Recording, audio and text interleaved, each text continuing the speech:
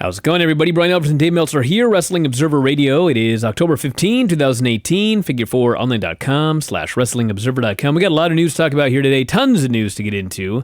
Tons of news. And first off, this crown jewel, because a lot of weird stuff happened with the show here today. But as of right now, not only is the show still on, but they're doing more qualifying matches for the World Cup on Raw tomorrow and on SmackDown as well. So they're going kicking and screaming unless they are forced out of Saudi Arabia, it looks like to me. Yeah, what I was actually told is that unless the State Department tells them that they can't go, or Donald Trump tells them that they can't go, they're going. This is like one of the weirdest things. And tomorrow's show is going to be very interesting because they're in Philadelphia, and Philadelphia is a unique crowd, and they're going, the next pay-per-view's in Saudi Arabia, and any mention of Saudi Arabia on the air, now they may do stuff backstage, but it could elicit a very negative reaction. Or it could be that the crowd will absolutely not care. I don't know. And they don't know, and nobody knows. It could be when they go out there with qualifying matches for a show in Saudi Arabia that the people react negatively, or they may just not care. And we're going to watch this thing play out live tomorrow. They could be very embarrassed on their own TV show, or the fans could not care. And I don't know the answer to that. I mean, the fan reaction will be interesting. The media reaction will be interesting. There's been some media today. There'll be more, I'm sure, as time goes on. Will it continue through November? I don't know. This could be something where it's going to be big for a few days and go away, or it could be big, or it could get bigger and bigger and not go away. It's a very weird position. I've never seen anything like it before. I mean, like I was, in many ways right in the middle of the thing with the Persian Gulf War in 1991. That was 27 years ago, which was quite a unique, interesting thing.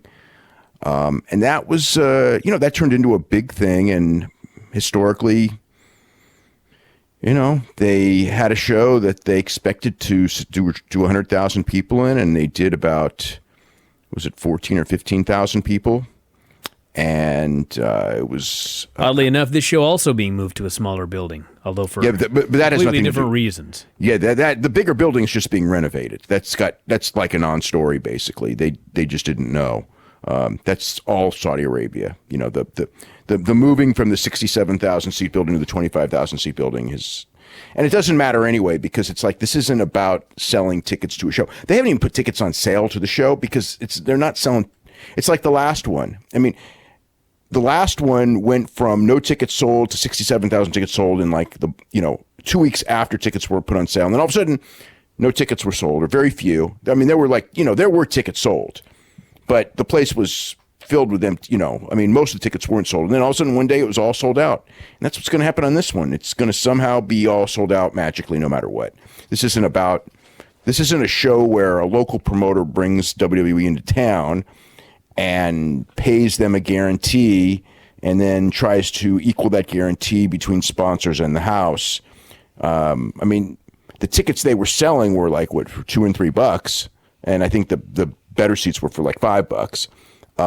And probably many of those seats, if not most, were probably sold for nothing. The same thing here. The building's going to be full. That's not an issue. And if it was in a big building, they'd figure out a way to fill that too. But this is, we've had senators weigh in all negatively. There hasn't been a senator that's backed them on both sides of the aisle, including both senators in their home state, saying that they should pause and think and probably not go. And they're starting to get some lampooning in the media and some criticism.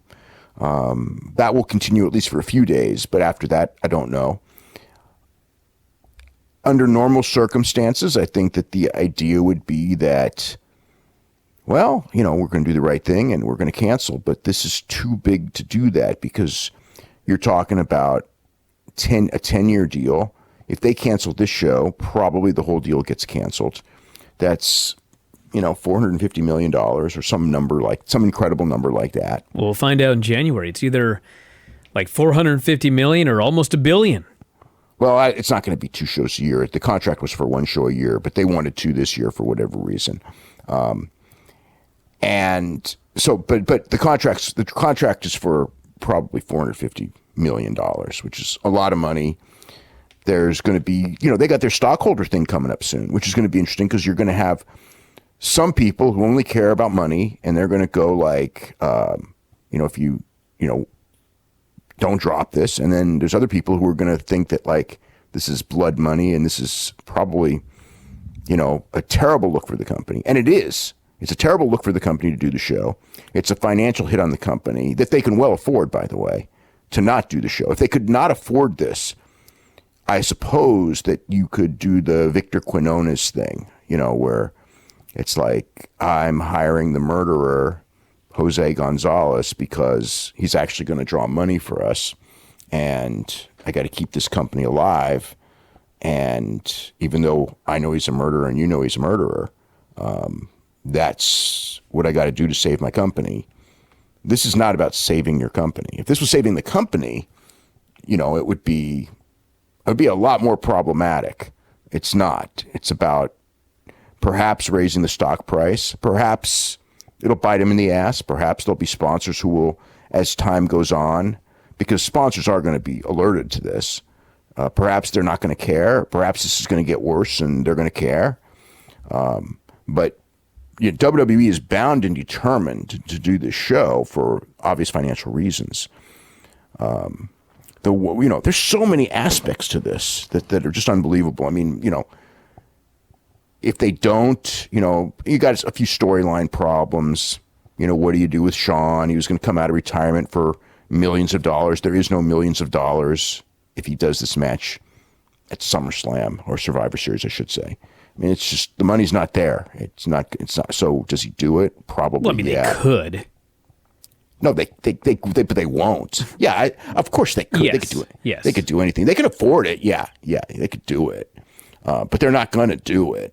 And then Lesnar, who, Lesnar's not going to break training for a normal payoff. I mean, it's got to be millions. It's got to be a UFC payoff for him, or because he needs to be in training in November. So, it's just, but the money's so big that, he's going to do it. So you've got, and those to me, I almost feel embarrassed bringing those two issues up because in the big grand scheme of things, those are non-issues. But, there's the one thing that's like they have tried and they've been really successful, as funny as this sounds. Wrestling has always had this negative image with advertisers. It's always been considered kind of a sleazy business, even way back when there were some wrestling promoters in some cities where wrestling didn't have a negative image, but they were the exceptions, not the rule.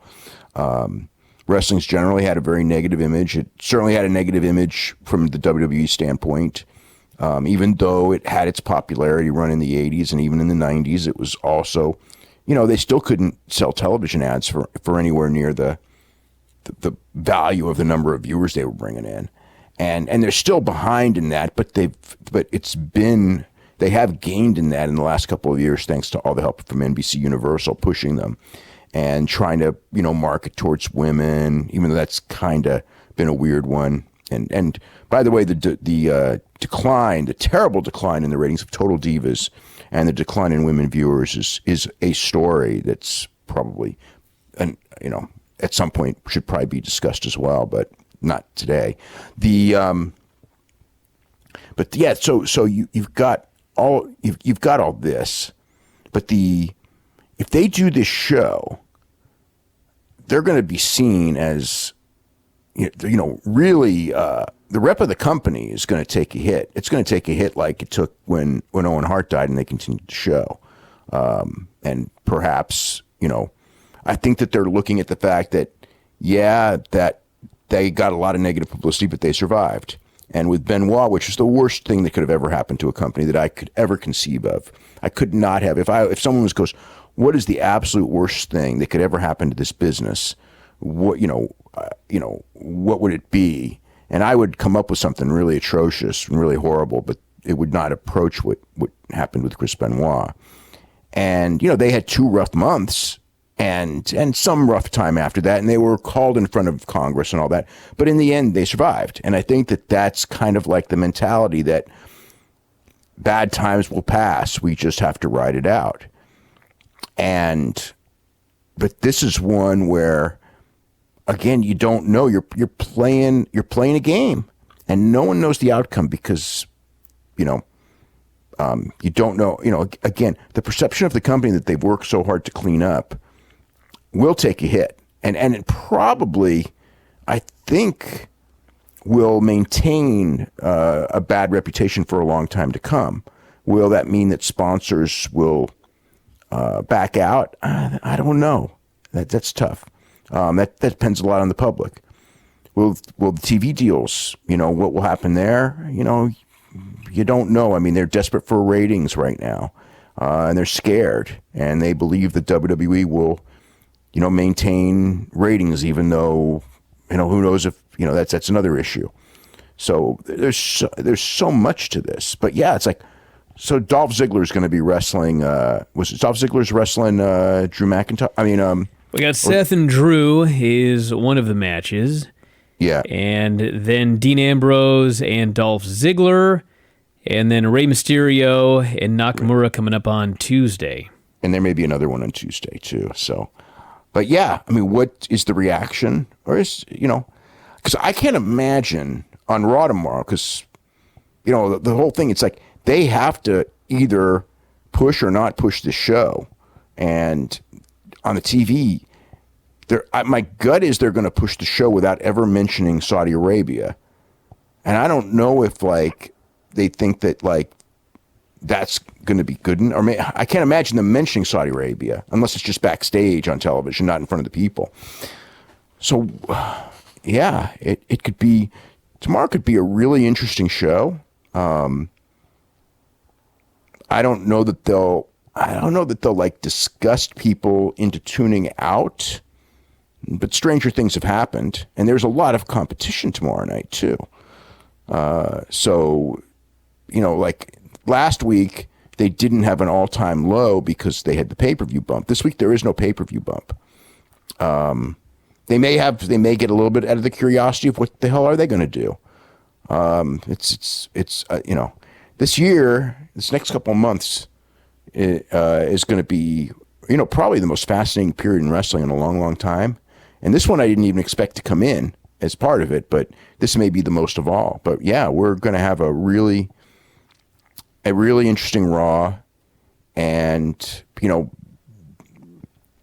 I mean, this story is so much bigger than WWE. I mean, in the big scheme of things, this story is just so. I mean, it's tied in with Trump and everything like that. It's a really, it's such a bad thing. It's so horrible in so many ways. So negative. But the wrestling thing is some of it, and probably will grow. Another aspect of the story, which is, not surprising, but, telling in a lot of ways. One of the things about WWE culture is like, it is, this is one where it's like, this is weird. Because people are going like, what does the talent think? Why doesn't the talent stand up on all this? And it's like, they can't. I mean, if any one of the top, like bottom guys can't say anything anyway, especially on this subject, if they do anything to bring publicity onto this subject, because anyone that comes out, if you have like a Leslie Smith who comes out, the media is going to be all over them. They're going to get in a ton of publicity. The story's going to get huge. Somebody doesn't want to go, they have to go, or what do these wrestlers think? That's going to be a story that WWE doesn't want right now and doesn't need right now. And everyone knows that. So bottom guy can't do it. And the top guy really can't do it because they know that it's going to hurt the company. This is really, if this was a situation where, like the UFC or the NFL or, any company of any size, do you think that like not one person will comment on this? I mean, you're going to, the UFC guys comment on everything in the world. Because they don't have and they have the fear of reprisals to a degree too, but not at the level of WWE where everything's so controlled and everything like that. So, I mean, you really, it's like the freedom of expression. If you're in WWE, it's like, this is one where you cannot express your viewpoint, no matter what it is. I mean, even if you're in favor of it, people are going to jump down your throat. I mean, it's like, this is like probably the biggest conundrum that WWE is in the middle of in a long, long time, in the last 11 years. And you've got a situation where everyone knows it, everyone's thinking about it, everyone's got an opinion on it, and nobody can say a word. And that's really something when it comes to the nature of that culture. It's really scary in a lot of ways that you have that. I mean, it's, it is what it is. I mean, I know, thinking, you're going to have a lot of individuals that are going to have a lot of real negative feelings about this. Some will understand it and justify it for the business reasons, and some will just go kind of like any normal person is going to go and go, we don't need the money. This makes our business look absolutely horrible to the public. But,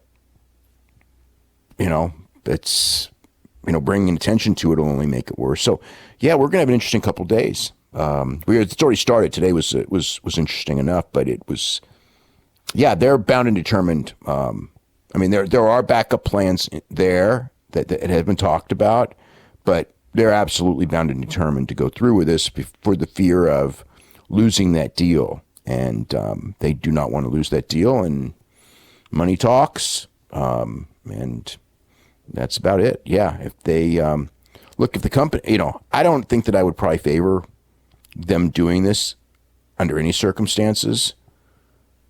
But, when you don't need the money and this is coming up now, it's, for me, my decision would be to improve the image of the company for the long run, because, you're never going to be able to go and, I don't want to say you can never repair this because time can heal wounds, but this could be one of those things in history where, at the end, it's going to take a long time to repair it. I mean, yeah, they survived the Benoit thing. They survived the Persian Gulf thing. They took a hit on both. They've survived the Owen Hart death. So, history says that in the long run, whatever it is will be temporary. But there's going to be more, there's more eyes on wrestling from the media because of the television deal and because Fox, they're going on Fox and things like that, than there were during any of those periods, even if, and so it's going to be very interesting to see how this all, it's going to be fascinating to see how this all plays out from tomorrow night to, the period between now and that show. And then doing that show, I mean, the reason they do that show is for the propaganda. I mean, that's why they're getting paid. How can they put that show on and do that propaganda? I mean, how can you do that right now? You watch those clips, it's like, there's a part of me that's like, they should be taking that Greatest Royal Rumble off the freaking network right now, because you look back on that thing and it's embarrassing as hell. I mean, it's like perhaps one of the most embarrassing commentary jobs that they've ever done. And it's right there for anyone to go and look up and go, oh my God. Now, granted, this hadn't happened yet, but still, even before all of this, they were playing with fire in doing this. And that show was still distasteful as hell. The The first show was still distasteful as hell. It wasn't going to shine. No one cared outside the wrestling bubble. But yeah, it's money versus company image, and the reality is they already got money. So I don't know why you want to risk company image, but I don't think that Vince, Vince and Trump and people like that, there's no reality. There's only money. That's just how they are. And you can't expect like great things from these people. I mean, that's the reality, because if you do, you're going to be disappointed every time. And, sometimes it works out for them, and sometimes they take a hit. And no one knows what's going to happen. I have no idea. I didn't think it was going to get to the point it's already gotten. And just 2 days ago, I didn't think it would. And it has. So we'll see. All right, I got to talk about this bizarre Bound for Glory show here. And oh, geez, come on. What are you talking about? Bound for Glory is like so insignificant today compared to all the other stories. I mean, there's so much news. I mean, it's like, I'll talk about it, but my God. We'll get into all of it. Fear not. Oh, I mean, no one watched the show. I mean, don't get me wrong. I enjoyed the show, except for the one skit, which was horrible. But I mean, we got the death of Don Leo Jonathan. We got the Bullet Club stuff. We got the Bellator stuff. I mean, come on. This is like, Impact tonight is like so insignificant in compared to all these other stories. All right, what's next? I don't know. You want to talk about the Bullet Club thing? Tell me what the next big story is. I think among the people who are listening, probably based on what I'm hearing, probably the Bullet Club thing. So all those guys yesterday all said that, they all, in conjunction with each other, put out this thing of they're having all their last Bullet Club T-shirts. And then these will be our last T-shirt designs and all that. So this is a business decision that they made. This is not, I think a lot of people looked at it and go, oh my God, they're going to WWE for sure. And there's nothing, what I can tell you is nothing's for sure. If you think that for sure they're staying, if you think for sure they're going, nothing's for sure other than the hope is that they all stick together. And, it's like, that's a good thing to say. I think that, again, you don't know because everyone's goal in life is different. I mean, I watched that just tonight. I finally watched the Kenny Omega and Tanahashi press conference, which was absolutely fascinating. That is the most cerebral build to a major match that I've ever seen. I don't know if that's a good thing. I'm watching this going like, I get what they're doing, but I don't know if they're like way, way, way over the head of their audience. Maybe they're not. Maybe they know their audience. Japan's a different audience. But it was all about, philosophy and of what wrestling is. And essentially both guys saying that, basically Tanahashi said that Kenny was much better in 2016, and Kenny saying Tanahashi was an all-time great and all that. But the point is when I watched that and when I watched Omega's interview, my conclusion from watching that interview is that he's going nowhere. I don't know that. And, I do know stuff on that, and I would probably say it's probably best to say, I don't want to say undecided. I'm sure he's, got his feelings in a certain direction. But when I watched that promo, it was like he was very much, wanting to change the world, which I know is his phrase, but it was very much, the whole theme is that the Tanahashi-led New Japan can be very popular in Japan, but it's going to appeal to an older audience of past wrestling because it's the wrestling of the past. It's a style of the past. He's very good at it, but that's not going to, make them huge on the worldwide stage, and his goal was to make them huge on the worldwide stage. And for him to have the power to change the worldwide stage, he's not going to have that power in WWE. WWE, he's going to do what they tell him to do, and he may be like a big star and get some degree of input down the line, probably not right away. Maybe, who knows? I mean, WWE has a lot of interest in those guys, and maybe, again, I mean, there's so, from the WWE negotiating standpoint, there's so many different aspects. I mean, they showed with the Daniel Bryan negotiations and the Rey Mysterio negotiations that they are willing to cut unusual deals, in those cases, limited date deals, to get guys that they really don't want out on the free agent market. And obviously, WWE wants to control everything. That's why you've got the WWE UK thing. That's why they're thinking of opening up more. I mean, it's there will always be other wrestling, but they don't want anyone with significant TV.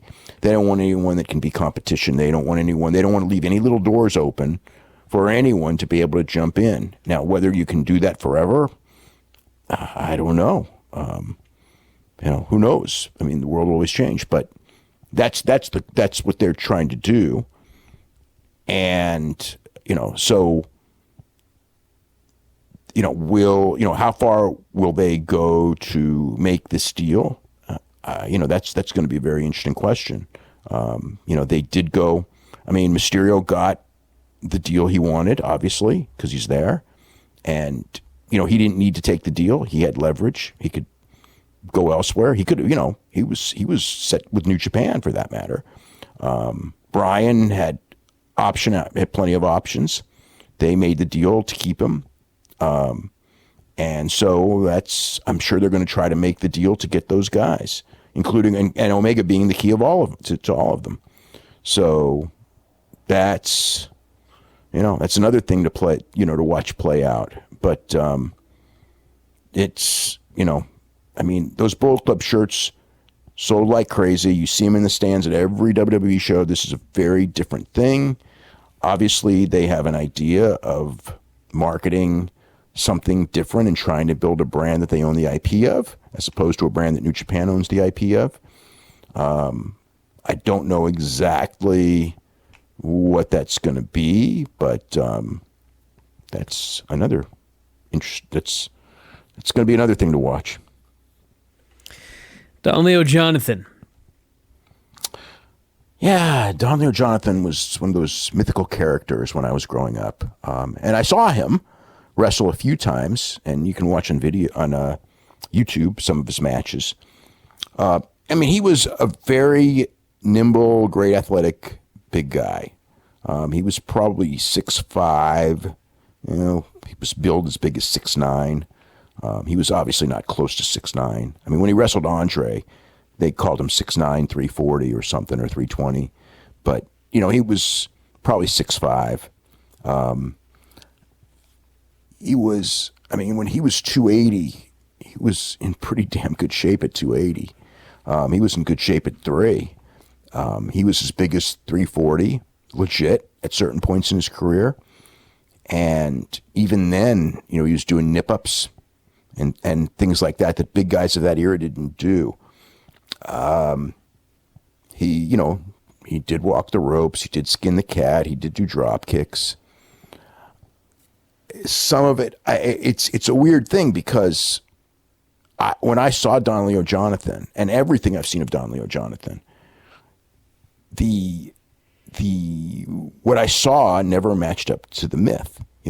Don Leo was really, I was thinking about this, that of the myths of wrestlers, the 3 myths of guys, where you heard all these stories were Danny Hodge, and those myths were all accurate. Andre, where they were almost all exaggerated, and Don Leo, which were also exaggerated. You would hear he would lift guys up with one arm, which he did, and then, walk around the ring with them. He did stuff like that at times. Look, the guy pinned a bear. in real life, he pinned a frickin' bear. And there's very few men who have ever, wrestled one of those bears and actually beat the bear. He's also been beaten by bears in the past as well. He didn't but he did beat a bear once in BC. And, he was certainly considered one of the tougher guys. He had the stuff in the early 70s when Anton Giesink came into pro wrestling, who was Olympic gold medalist in judo in 64, and a giant himself. He was actually bigger than Don Leo. Giesink was legit about 6'6.5" and probably 320. And Don Leo had done some judo, but he was not, he could not compete with Giesink in judo or anything like that. And they had a judo match in judo jacket match, and Giesink definitely, that's what they called it. It was a pro wrestling match, but Giesink, for whatever reason, took advantage of Don Leo, and Don Leo wasn't happy. And when you're doing something under judo rules with a judo Olympic gold medalist, you could be unhappy, but there ain't a lot you're going to do. And then they had a rematch under pro wrestling rules, and Don Leo got his receipt, which was a very famous story back then. And Don Leo had a match that turned into a fight with a guy named Big Daddy Lipscomb, who was the toughest guy in the NFL, who would do wrestling in the offseason, he was also bigger than Don Leo. He was like a giant, like he was the Ernie Ladd of that era, and a better football player maybe than Ernie Ladd even. Luthez told me that if Don Leo did wrestle in high school. His father was a pro wrestler. He did have something of a wrestling background, but it wasn't an elite wrestling background. But Luthez was like, if this guy had an elite wrestling background, and who could compete with him? He was so big and athletic at the same time. Some of the stuff where I see, like, as far as the agility, I've seen Brody do stuff that actually was more agile, and Brody was probably the same height and, different types of bodies for sure. And Brody was the weightlifter and all that, whereas Don Leo was not. Don Leo came from that era where, you're taught that athletes don't lift weights. I'm sure he did some, but I just remember Red Bastien telling me that, like, God, if Don Leo came along, and this is years ago, but if Don Leo came along, look, Don Leo was 320 without ever lifting weights and without ever taking any steroids. Could you imagine if this guy came along in this era and did what, Hulk Hogan did in these guys? He would be like this freak athlete of all time. And he probably would. But he was an interesting, he was a huge star in wrestling throughout his entire career from the beginning to the end. Main eventer everywhere, world champion in many territories, world traveler, very smart man. Did other businesses, got really into scuba diving and things like that.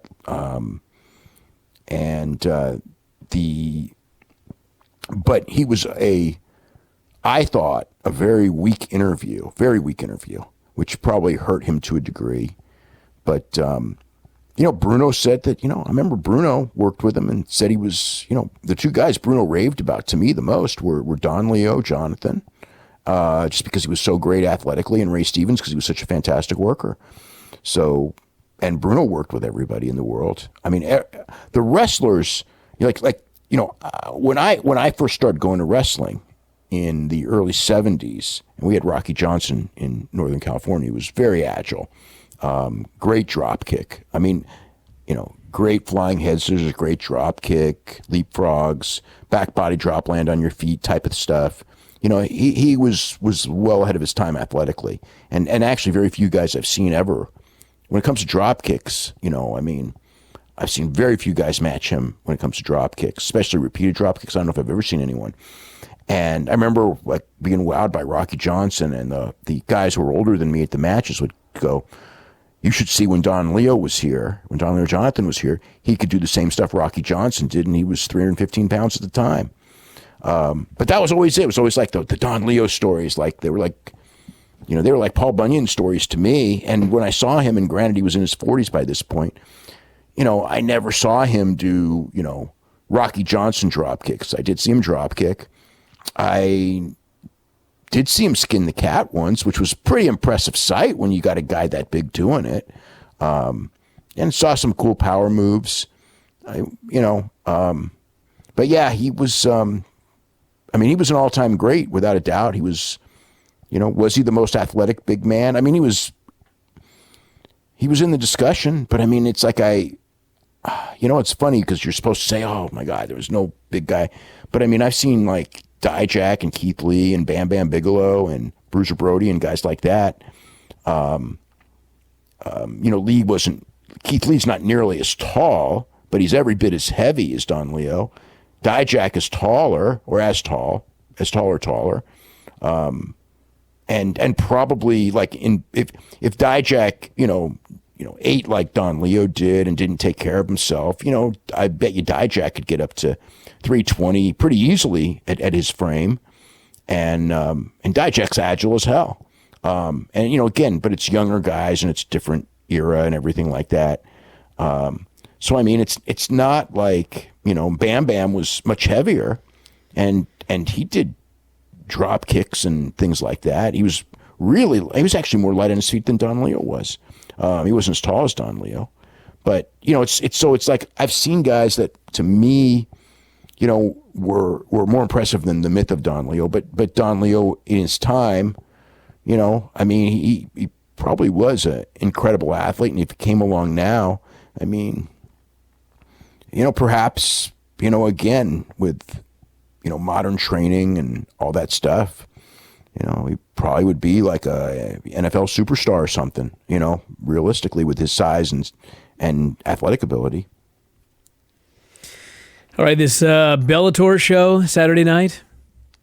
Well, their Bellator ran Friday and Saturday. Saturday show was the Fedor and Chael Sonnen fight, which was actually it was like a really exciting fight. And Chael, it's funny because whatever it is, maybe because of just how big the UFC has become and how people aren't paying as much attention to Bellator as maybe they did in the past or to other promotions. But Chael's work in building this fight was exceptional. He did great promos for this whole thing. Every time I saw him, it was kind of like, God, this guy's doing the best promos in the business right now. Of course, that doesn't help you win the fight. But Chael, sometimes I would watch Chael, and it's like I don't know. It's like he goes in there and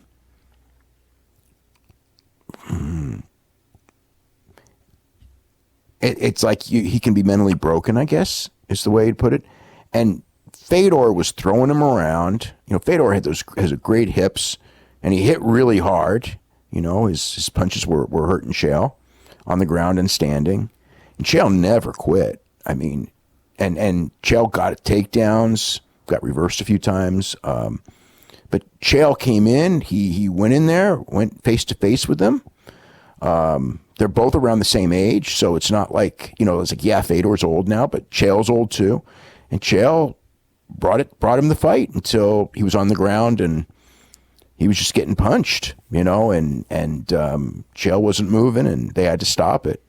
And so the night before it was Ryan Bader and Matt Mitrione, and Ryan Bader just completely out-wrestled Matt Mitrione, which is no surprise. And Ryan Bader won. So it's going to be at the Forum. I think it's January 26th at the Forum. Ryan Bader against Fedor for the championship.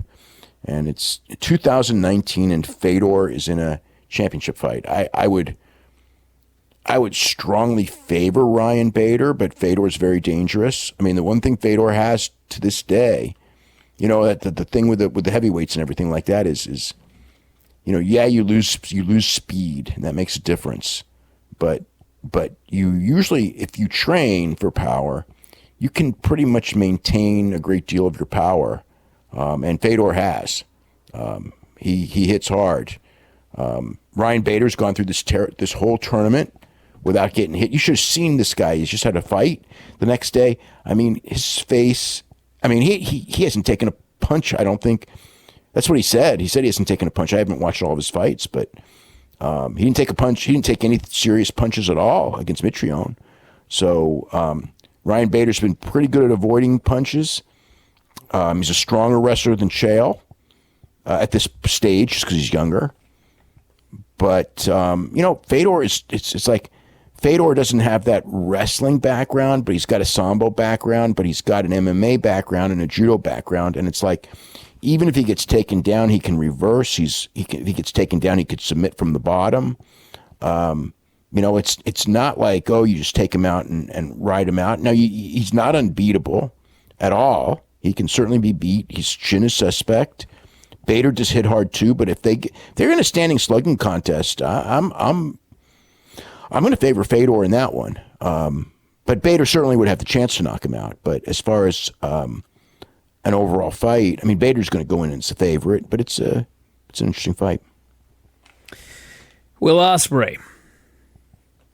I don't know the whole situation with Ospreay. He was wrestling Chris Ridgway today at the Revolution Pro Show.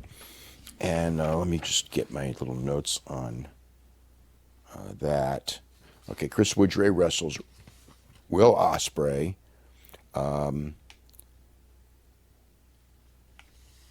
Will Ospreay, it was, from what so Ospreay was going to do something. It was a routine move. This wasn't like they did something crazy. God knows Will Ospreay would never do anything crazy. But they didn't do anything at all. He went down, he clutched, he was grabbing his ribs. The referee talked to him. They went right to the finish. Chris Ridgway put him in a choke, tapped him out. Medics came out. They took Will Ospreay to the back. There was an ambulance waiting for him. My impression is that it is not that serious, that he did not have any broken ribs, which I think was the fear. So he is okay, I guess, although I've not heard that directly from him or anyone in the company. Hopefully by the morning I'll get that confirmed. I don't think it was a work. I was at WrestleMania week and saw him work that thing in New Orleans, and it was tremendous. So I don't rule it out. But I mean, it was, again, it wasn't like when the New Orleans, I mean, he took a bump right on top of his head and then sold it like he broke his neck, but it was all work. This one, there was no spectacular thing. He was just clutching his ribs and they rushed right to the finish. And that one, obviously, he made a big comeback and the crowd went insane. It was with Matt Riddle. They had a absolutely phenomenal match, one of the best matches of that whole week. So, and this was something completely different. But so I don't know any more than that, but it happened on the Rev Pro show. And then I heard Ishii and Suzuki had their match today. Ishii won the title with a brainbuster in just under 30 minutes, I guess. And I've had people tell me that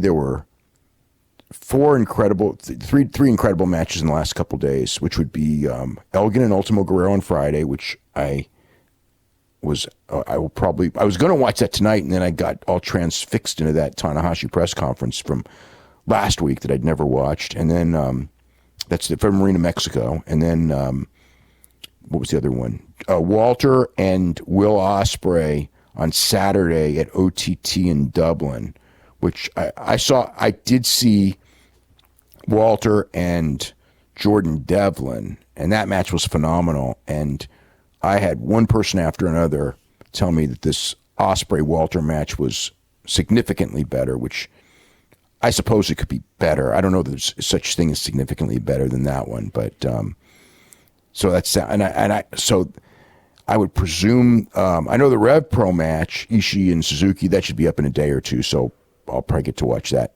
pretty quick. And then Ultimo and Elgin, hopefully I can watch tomorrow. And the other one, hopefully, will be up pretty soon.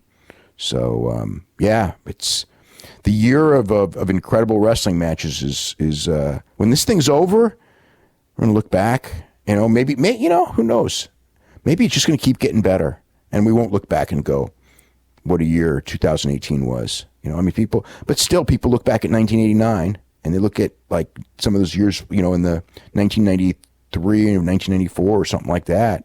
And all of these incredible matches in these years, So this year's had probably more, I mean, not probably, this year's had more than any of them by far, you know, and aspects of it, it should continue to happen just because of the nature of YouTube and the nature of young wrestlers, studying all styles, learning all things, studying what makes matches.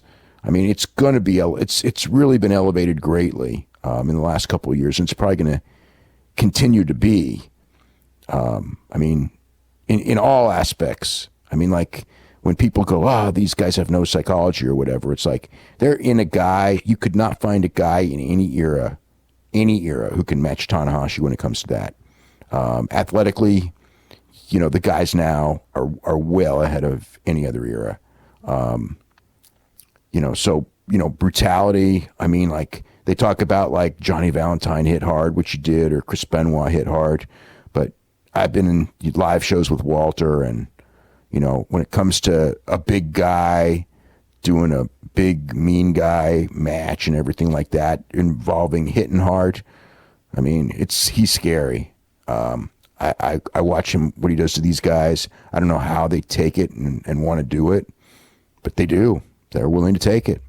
So it's an incredible era when it comes to wrestling. I mean, some people get mad about it, which is the weirdest thing in the world. I mean, I never thought the day would come.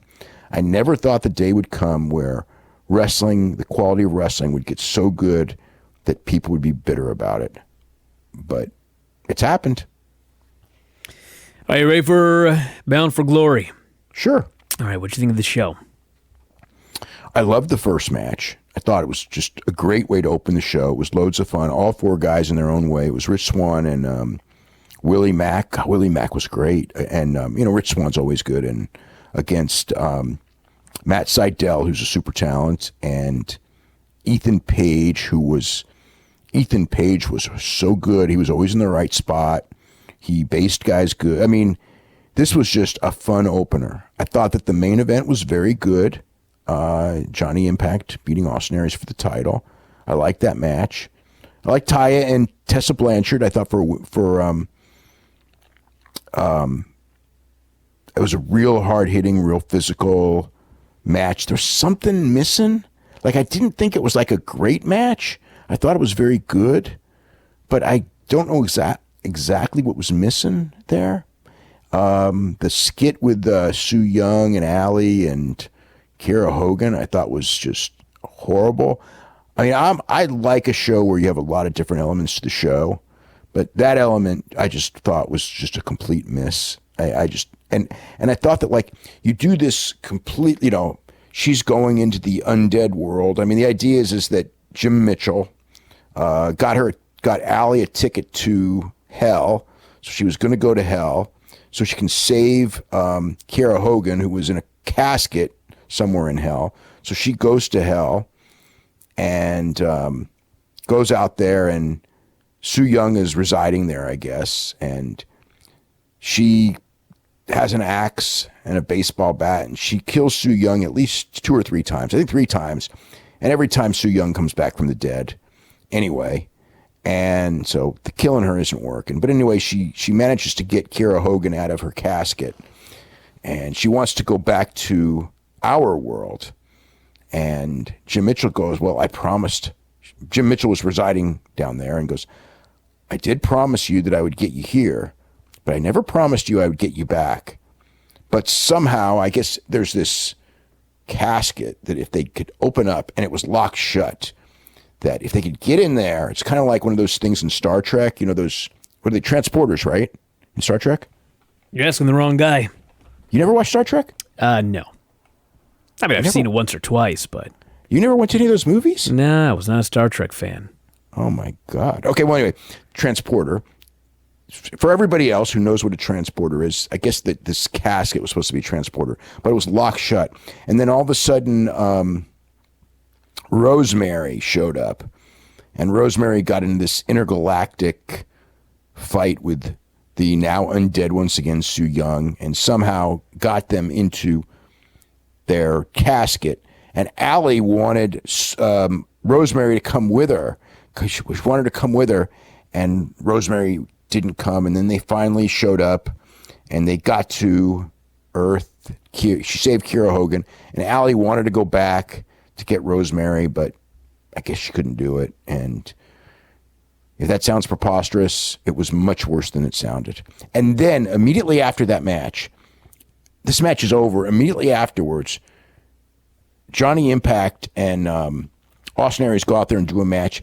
And for the first 5 minutes or so, they're like trying to work it like a shoot. And they're doing a good job, but it's like, you have just shown us the most absolutely preposterous, non-real scene. And now you want us to buy these guys doing shoot style. And it didn't, I think it really hurt the crowd, because the crowd was really, that took the crowd out, that ridiculous skit. But, to the credit of Austin Aries, and Austin Aries was freaking great in this match. But then in the finish, so Austin Aries loses. He gets pinned in the middle, and then he gets right up and flips everybody off and walks to the back. So it was kind of like, okay, I mean, it was almost, that almost felt like too Russo-ish to me. I mean, like, it was like, okay, I did the job like I was told. And they even had a thing earlier where they showed the TMZ thing. And, they got some TMZ pub, and that was cool. But edit, please, edit. At the end of the TMZ thing, the TMZ host goes, "We know this is all scripted, but what if they go against the script?" Okay? And that's, I mean, if you're Impact, and that's on TMZ, on their TMZ TV news show, I think you go like, that's really cool stuff for us. They're saying that, and they're like acting like maybe it's real, and they've been really, this whole thing, spoof on two different things that happened in the last couple of months, and they jumped on him and everything to do this angle, fat shaming or whatever you want to call it, and short shaming, and Austin Aries getting, having to delete things, and Austin Aries having to apologize, but then feeling that she was using it for her publicity, so therefore he probably shouldn't have apologized. If this sounds familiar, it's because it is. And so that's the angle that they did. And so from there, let me see. So, but at the very end, they put this TMZ thing on the pay-per-view. So I'm watching. I mean, if it's before the pay-per-view or I'm watching for news, I think that's fine. But I'm watching this pay-per-view, and I'm hearing this guy on the pay-per-view go, "What if they go against the script in the main event?" And it was just like, that's freaking WCW. This is the stuff that put WCW out of business. And so I think that they should have edited that out. They put the TMZ thing on, that's fine, but edit out that line. I mean, when I heard that line, it's just like, I don't want this in the middle of a pay-per-view. They had the LAX match where they took the mats off. That looked dangerous as hell. I don't know what those guys were thinking doing it. I mean, it was different. I give them all the credit in the world. They probably did as incredible of a match as you possibly could do under the circumstances, but those boards were flying around, and that just, God, that just looked very dangerous to me. Nobody got hurt, but the potential. There was a double superplex spot. Like, so they took a superplex. There's no mats. They took it a double superplex off the top rope on to nothing but plywood. And oh my God. So anyway, some of the highlights of the show. Want to go through match by match? Did you watch? Oh, yeah. Okay, go ahead. Yeah. Rich Swann, Willie Mack versus Ethan Page and Matt Sydal. He talked about this. It was a very good opener. All sorts of cool spots. Everybody looked good, and there was a spot at the end where Sydal gave Swann a jumping Hurricane Rana, sent him into a diving Hurricane Rana on Mack. That was so great because you didn't see it coming, and so Ethan, that was one of the great spots that I've seen in a long time. Everybody hits a big move. Swann hits the lethal injection. Phoenix Splash gets the pin, and then afterwards, Mack did this promo where he gave away 2 front row seats to, I guess, the 2 people that made the most noise, and it was a promotional deal for Comda.com. their sponsor. Very good opener. By the way, I hope that they never go back to that building for a pay-per-view because, number one, the ring looked so small. The building looks so small. I mean, I know it's one thing for MLW to do TV tapings in this building because it's like MLW TV tapings, but it's another thing to have a national pay-per-view. The guardrails were so close that you really couldn't do a lot of moves that normally could do, which I will say that as far as like in that first match, nobody did any dives in that first match, and these are dive guys, but they did such a great match that it was like at the end, it was like, hey, they pulled it off and you didn't need it. But in the Phoenix match later, and they actually did do some stuff there, but it greatly limited a lot of stuff that they could do. The building, and just the ring. I mean, they worked good stuff in that ring. It wasn't like it was bad, but it's still, that ring was so small. It was kind of like off when you like watch it and you're thinking like, you kept like thinking like this ring is so damn small. We had clips of Johnny Impact on TMZ. We talked about that, all stemming from the tweet battle where Morrison called Aries short, and then Aries called Taya husky, and it I guess fell from there. Cut backstage, Conan's been taken out, and he says King is responsible. He tells his guys to go out and take care of business. We had the Eli Drake Open Challenge, where he challenged anybody to a match, and ended up being, of all people, James Ellsworth. Oh, did that die? And this was your Roman Reigns moment of the night. Ellsworth is supposed to be the babyface. He's booed out of the building. He's trying everything he can to babyface himself. Fans are upset because he's not a New Yorker. He says, well, I'm not from New York, but I was dating a girl from Staten Island. They boo. They didn't want to hear that either. No, they're chanting pizza. He tries to get him to chant pizza. They chant, fuck you, Ellsworth. So finally they wrestle, and Eli Drake is supposed to be the heel, but they cheer everything that he does. And he beats Ellsworth quickly with the gravy train. Fans chant one more time, so he does it again. They cheer that. And that leads us to Abyss coming out. Eli cut a promo saying he didn't ask for jobbers. He wanted top guys, main eventers, Hall of Fame material. And Abyss comes out and gives him a chokeslam through a table, and that's it. So no match there. So one of the things, and nobody ever advertised that Jericho was going to be there, but everybody, for whatever reason, you could tell that the people expected it. And, they've been pushing the Jericho cruise like crazy.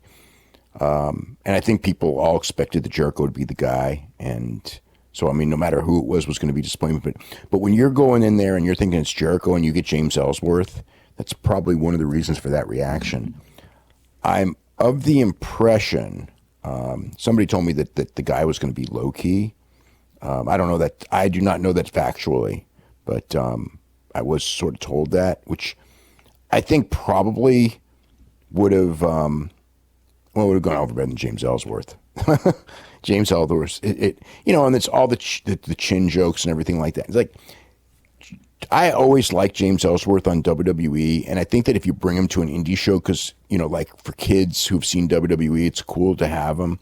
But if I was doing, if I'm like Ring of Honor or Impact, this is not the guy you want on your show. And this was, it was this obvious tonight. We had Tessa Blanchard, Taya Valkyrie, which was turned into a very good match. It was a little clunky early on. They did this one spot where they're supposed to be avoiding each other on a crisscross spot, but they actually got lost and they ran in circles 4 times before they figured out where they were. But then it picked up and it turned into a really good match. And Tessa hit a code breaker out of nowhere for the heat, worked over for a while. And finally, Taya made her big comeback, superplex into a guillotine, traded some near falls. Taya had this gigantic moonsault. Fujiwara armbar, Tessa escaped. Okay, that moonsault, she almost landed head first. But she didn't. She pulled it off. Yeah, that was kind of a scary looking thing there. Hit her finish, ref was out of position, and then Tessa hit her DDT, Taya kicked out, and Tessa finally hit a flying codebreaker for the pin. And very good match there by the end. She flew 2/3 of the way across the ring. She comes off the top ropes, flies 2/3 of the way across the ring, and hits the code breaker. And granted, it was a small ring, but that was still a real impressive looking thing. I think that, like, ever since Tessa Blanchard showed up there, it's always been like, she's great, but she needs an opponent. And I'll say that, like, as an opponent, Taya was pretty damn good. I mean, it's like, it was the closest thing to, like, I didn't think it was, like I said, it was the closest thing to a great match. I won't say it was a great match, but it was more physical than a WWE women's match. It was better than, what, 90%, 85%, 90%? I would say it was better than all, but it was better than most. So it was very good. We had Mackenzie with Moose, who is now a king, and he vowed to beat up Eddie Edwards. They had a very, very quick match, went to a DQ, and Killer Cross attacked Eddie from the crowd. This led to Tommy Dreamer coming out, and we got a big ECW chant here in 2018. And then Dreamer cut a promo saying they're in New York, in front of the hardest of the hardcore. They're not sitting there buying tickets for a BS shit DQ, he said. Told them to ring the goddamn bell for a tag match, and so that's what we got. Dreamer and Edwards versus Moose and Cross. Fans were super into it when they were brawling outside the ring. They were less into it when they were inside the ring. Moose and Eddie had this big chop fest.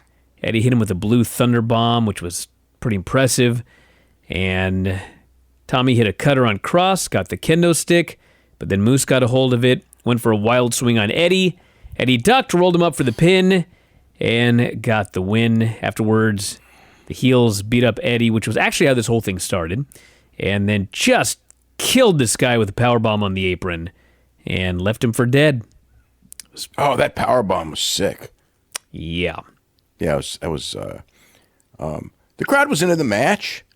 I don't know, there was something, Eddie Edwards is so good, and this role, I mean, I know, I think that, like, the role is they wanted to be the modern Tommy Dreamer to kind of break him out from everyone else, because let's face it, there are so many guys who are so good. So this gives him a little bit more character and things like that. And in that sense, it is a good thing. But it's like the show felt like there was, I don't know that, like, it was like the show was doing really, really good, and then when this match was over, I kind of felt like, it's like a normal show. Whereas the first two matches, I was like, this is really feeling like a hell of a show. We had the Mexican Phoenix, as they called him, and Pentagon and Brian Cage versus OVE. And the fans were super into Sammy versus Pentagon. Anything that Cage did, anything that Phoenix did. Did this big train wreck spot early that was just totally out of control because the barricade was so close to the ring. Bodies everywhere. Cage's left leg was all taped up around the quad and hamstring, and he was moving like he was hurting. Yeah, he was definitely hurting. I don't know what the injury is, but he was moving slower than usual. Everybody hit this big spot. There was Phoenix hitting a springboard, double foot stomp on a Callahan as Pentagon gave him the package pile driver, which was awesome. That one spot where he ran down the ramp into a cutter. Into a diamond, like he flies over the top ropes into the ring and then hits a diamond cutter. That was the other great spot of the show. That was, like, incredible. So they did have one horrible spot, which was Phoenix is on Pentagon's shoulders, and one of the Chris tried to cut her off the top onto Phoenix on Pentagon's shoulders. And completely missed. Oh, my God. They missed by a mile. They all fell down. Fans chanted, "You fucked up." And then Callahan gave Pentagon a pile driver on the apron. That was no fun. And the big finish was OVE is triple teaming Cage. They hit the all-seeing eye, which is their finish. He kicks out at one. He fires up. They proceed to hit him with about 100 straight kicks to the head, and then Callahan gives him a pile driver and pins him. This was a wild match. Yeah, I thought I was expecting a better match. I think, like, it didn't flow well at all. There's a lot of cool moves, but it just felt like they were doing moves. You know what I mean? It didn't feel like anything else. Cage losing was obviously a big surprise because Cage hasn't lost a fall since he's been in Impact, and they've kind of been pushing him as like unbeatable. And granted, it took like a million kicks to beat him. And I mean, it's fine. I just, of all the people, he was like the one I least expected to lose the match. But it was all action. The crowd was into it. It was certainly messy, but and at times very spectacular too. We had this Austin Aries promo, which I thought was awesome. It says, I came back to Impact at the beginning of 2018. This place was on life support. I walked in, I won the title, and every day I busted my ass to rebuild the reputation of this company, make this title mean something again. And then Johnny Impact decides to waltz in and claim this belt as the most important thing in the world to him. Calls him Johnny Come Lately. Says, I've been putting in the work. You've been doing reality shows, going off and getting married. Now that your TV show is airing, you think it's the opportune time to come back and take Okay. What's like getting married, being like so negative about getting married? I don't know. He just had to throw it in about something he was off doing when he could be wrestling. Yeah, but come on. That was a low blow. I mean, the reality show... That's the whole point of this, was this a low blow. I guess so. I thought he was just trying to like run him down for getting married, which in fact is what he was trying to do. Yes.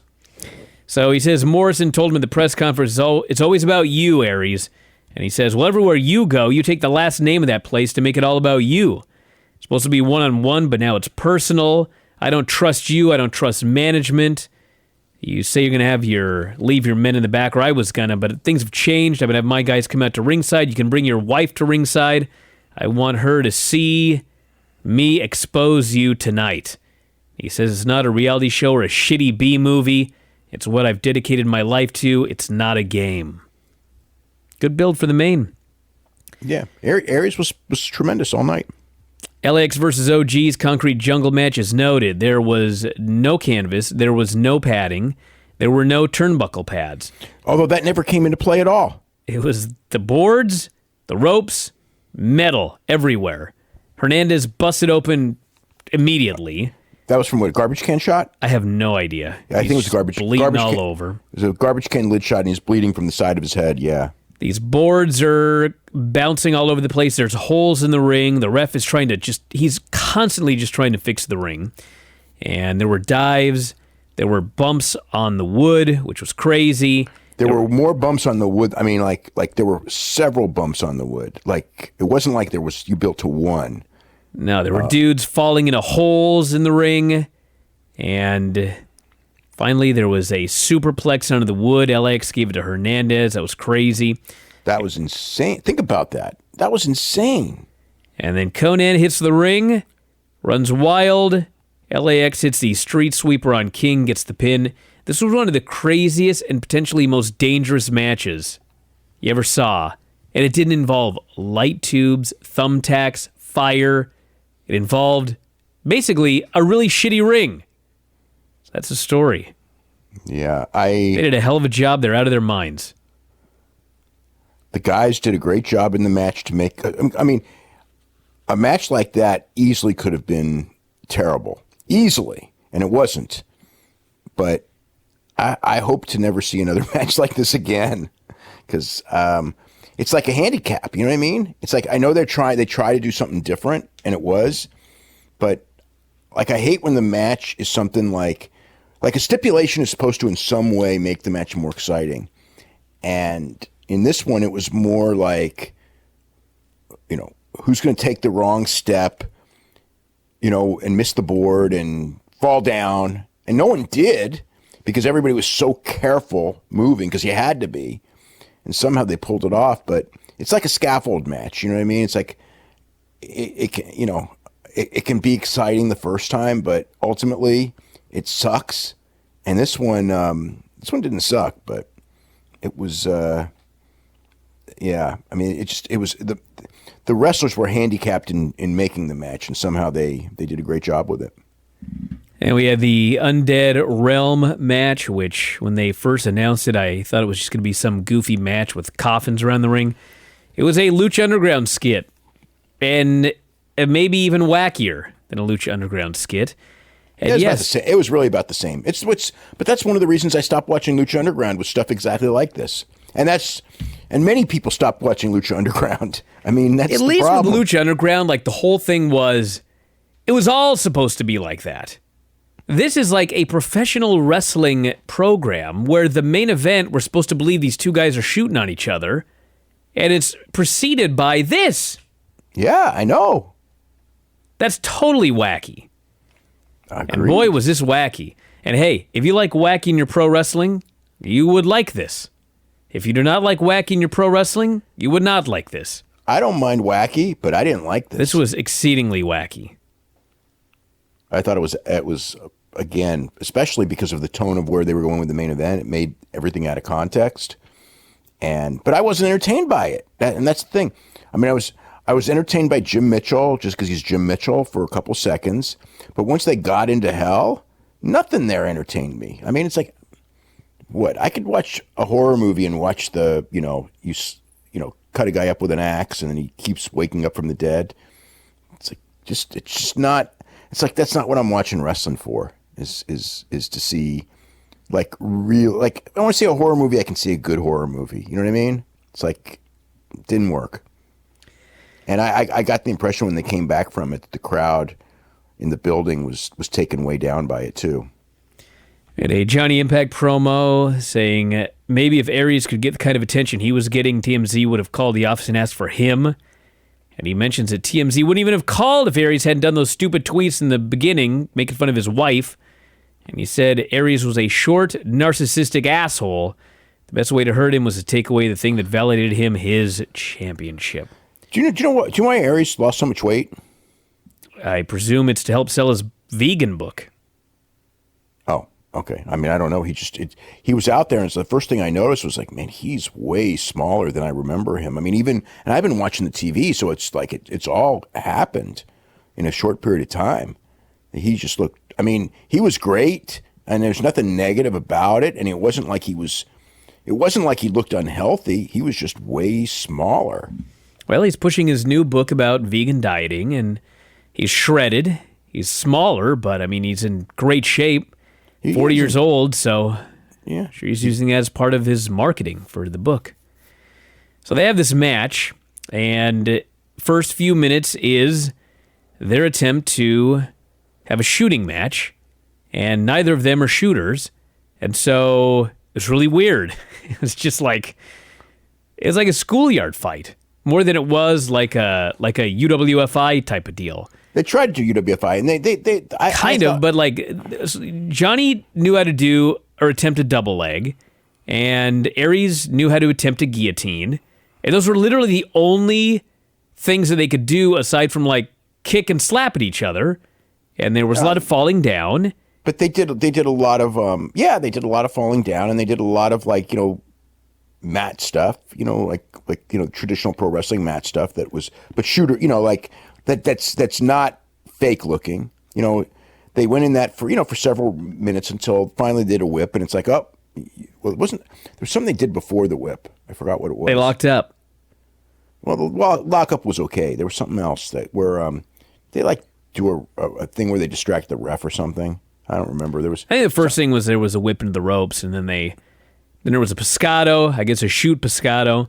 I think this pescado was what it was. That was right before the whip. Because I'm thinking like, okay, in a real fight you don't do a pescado, and then after that, then they did a whip. It was actually a whip on the floor, like a whip into the barricade, as opposed to. If there's anyone in this world who I think might try a pescado in a real fight, it actually might be John Morrison, but that's beside the point. Yeah. So they turn this into a wrestling match, and Ty is outside, and she's screaming profanities at Aries, and he gets the heat. Works over Morrison for a long time, makes fun of Taya by, I guess, rubbing his own abs and looking at her, and Morrison fires up, and they hit each other's moves. There was Aries hitting a brainbuster. Morrison got his foot on the ropes, and then there was a last chancery. Aries kicked out of the Starship Pain, or he got his arm on the ropes, and finally, Morrison hit a brainbuster of his own. Second Starship Pain, he wins the title. 1, 2, 3. Referee counts the pin. Aries then gets up, gets on the apron, starts screaming at Don Callis in the balcony, walks off, and then Morrison goes outside to hug Ty, and they immediately go off the air. And that is the end of the show. So Yeah, I would have liked more of a celebration at the end, to put over the championship win. But I liked the match. I think under if they didn't have that thing beforehand, I probably would have liked it even more. it was a hell of a match. Yeah, it's really well done. I mean, Austin Aries Aries is great. I will is say really that Morrison in particular, hopefully he doesn't hear this because he'd probably be furious, but they did so much of that work shoot stuff in the beginning that Morrison was like really tired by the end. And you could see that he was moving slower, and I don't want to say he was blown up, but I think that the stuff that they did at the beginning, I think really did a number on him in terms of his conditioning for the rest of the match. But it's a great match, great story. I thought he was fine. I thought they were both great. I just, yeah, they did a great main event. I mean, it was good. It was. When are the TV tapings? They're taping tonight and tomorrow. I mean, tomorrow night and Tuesday. 2 nights tapings, like always after pay-per-view, at the Melrose Ballroom. Well, that should be interesting. Yeah, it's going to be hard to draw. I have a feeling. Maybe not. It's a small place, so maybe they'll be okay. All right, let's do a couple of the mailbag questions here. Jose says, does Dave know who started the idea of the merch table at indie shows with indie wrestlers selling their stuff? I have no idea where that was not common in most places. It was really Memphis was the place where it was pretty well known that you would do it.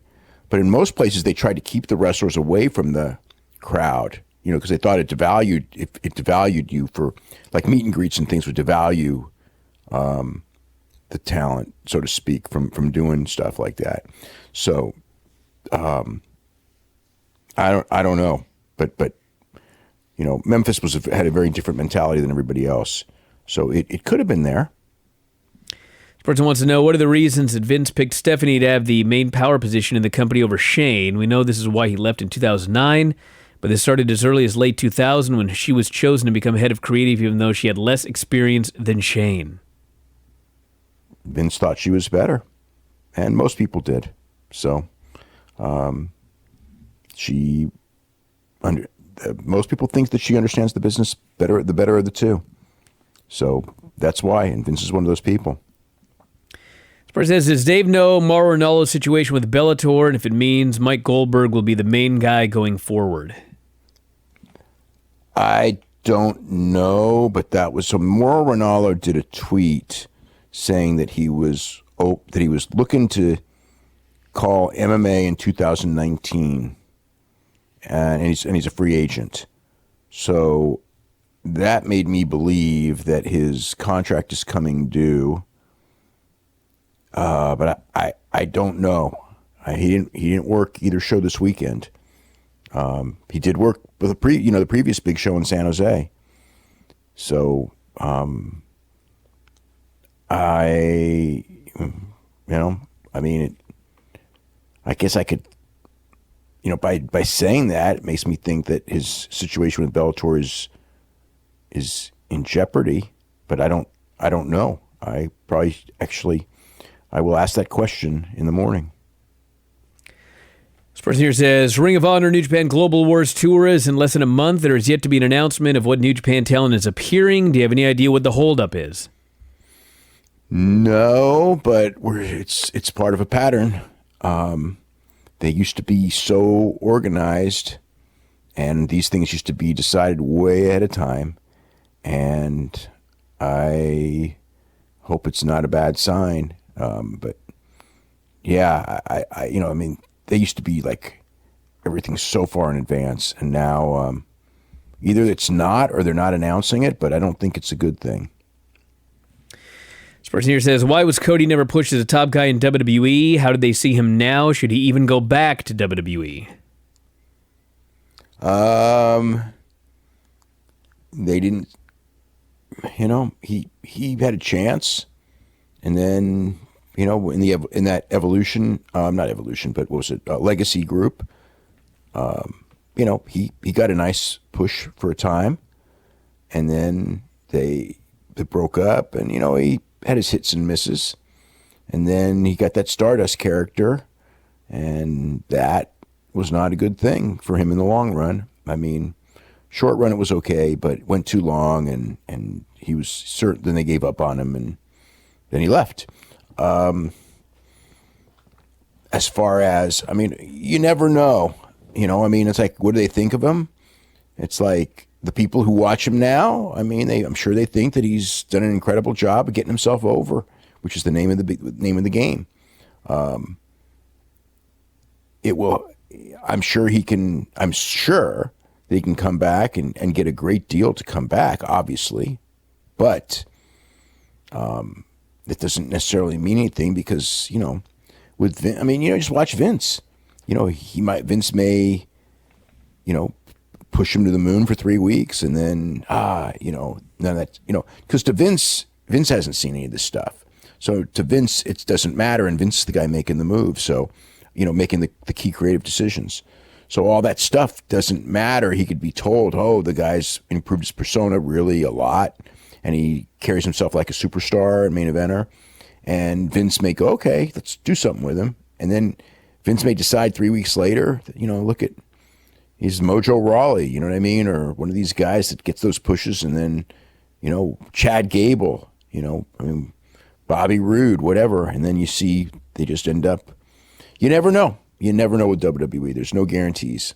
So what they think, I mean, Vince probably has seen little or nothing of this. Did you hear of Triple H? Vince has never watched one NXT television show. Really? Yeah. Good. Let's keep it that way. I think that maybe that's not a good thing. He could probably learn something from that. But if he's capable of learning. Or he'd just ruin it, call people up and screw things up. Yeah. I mean, that's possible too. Let's not mess with a formula that's working. That's my thought. What? I don't think the main roster formula's working. Not that now. I'm talking the NXT formula right now. Yeah, I like NXT, but still, NXT is supposed to be developmental to set people up for the main roster, and I'm not so sure. I mean, I see these guys brought up, and yeah. So look what happens when they get brought up. So if you were watching the TV, he'd be going, "Well, why are you pushing this guy? Why are we pushing this guy? This guy shouldn't even be on TV. Get this guy out of this position." I don't need that. It's very possible. Yeah, you're right. There's a lot of guys he may look at and just, you know, decide in his unique way of only certain, you know, and just feel that, you know, whatever. He'd like Lars Sullivan, though. He would like Lars Sullivan. Then he'd be pulling up everybody before they were ready. It's the other thing. Yes, he would be doing that for sure. First here it says, why did Baba split from WCW NWA in 1989? Oh, there was a Clash of the Champions, and Tenryu was in a match, and his opponents were locked backstage, and Baba was just like, what the fuck is this? And just didn't want anything to do with those people anymore. Solves that problem. Yeah. All right, everybody. On that note, we're going to wrap it up for today. We'll have more tomorrow after the Raw show and whatever news happens on Monday. Mailbag at WrestlingObserver.com. You can check out the front page. Lots of great stuff up there. All sorts of shows. Third show today for me. Dave did one with Garrett on Friday or Saturday. There's a Lance show up as well. All sorts of great stuff, so check that out. And that is it. We will talk to you again after a while.